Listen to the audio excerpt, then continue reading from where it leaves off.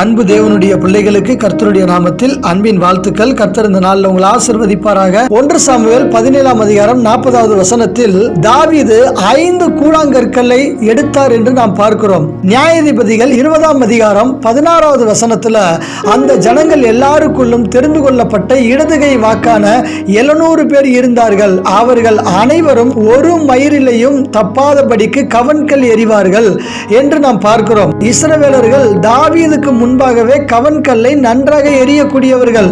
சரி, நாம என்றைக்காவது யோசித்து பார்த்தோமா, ஏன் தாவீது 5 கூழாங்கற்களை எடுக்க வேண்டும்? ஒரு கல்லை வைத்துத்தான் தாவீது கோலியாத்தை கொன்றார். மற்ற 4 கற்கள் யாருக்காக வைத்திருந்தார்? சில நபர்கள் சொல்லுவார்கள், தாவீதுக்கு விசுவாசம் இல்லாமல் போயிற்று, கோலியாத்தை கொல்வதற்காக ஒரு கல்லை மட்டும் எடுத்துக்கொண்டு போயிருக்கலாமே, ஏன் 5 கற்களை எடுத்தார் என்று பேசிக் கொள்வார்கள்.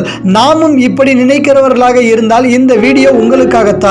தாவீது ஆண்டவர் மீது விசுவாசம் குறைந்து போய் 5 கல்லை எடுக்கவில்லை. வேதத்தில் கோலியாத்தை மட்டும் ஒரு வீரனாக நீங்க பார்க்காதீங்க. கோலியாத்தை போலவே இன்னும் 4 யுத்த வீரர்கள் இருந்தார்கள். சரி, முதல் யுத்த வீரன் நமக்கு எல்லாருக்கும் தெரியும், கோலியாத் என்று. இரண்டாவது யுத்த வீரன் யார் என்றால் இஸ்பிபெனோப் என்று இன்னொருவன் இருந்தான். 2 சாமுவேல் 21ஆம் அதிகாரம் 16வது வசனத்தில் நாம் பார்க்கலாம். மூன்றாவது யுத்த வீரன் சீபேகாய் என்று மூன்றாவது ஒருவன் இருந்தான். 2 சாமுவேல் 21ஆம் அதிகாரம் 18ஆம் வசனத்தில் நாம் பார்க்கலாம். நான்காவது யுத்த வீரன் கோலியாத்தின் சகோதரன் ஒருவன் இருந்தான். 2 சாமுவேல் 21ஆம் அதிகாரம் 19ஆம் வசனத்தில் நாம் வாசிக்கலாம். ஐந்தாவது யுத்த வீரன் 24 விரல் உள்ள தெட்டையன் என்று சொல்லப்படுகிறது. இந்த 5 நபர்களையும் கொல்லுவதற்காகத்தான் தாவீது 5 கூழாங்கற்களை தெரிந்து கொண்டார். ஆனால் வசனம் சொல்லுகிறது, 2 சாமுவேல் 21ஆம் அதிகாரம் 22 நாம் வாசிக்கும் போது, இந்த 4 பேரும் காத்தூரிலே ராட்சதனுக்கு பிறந்தார்கள்.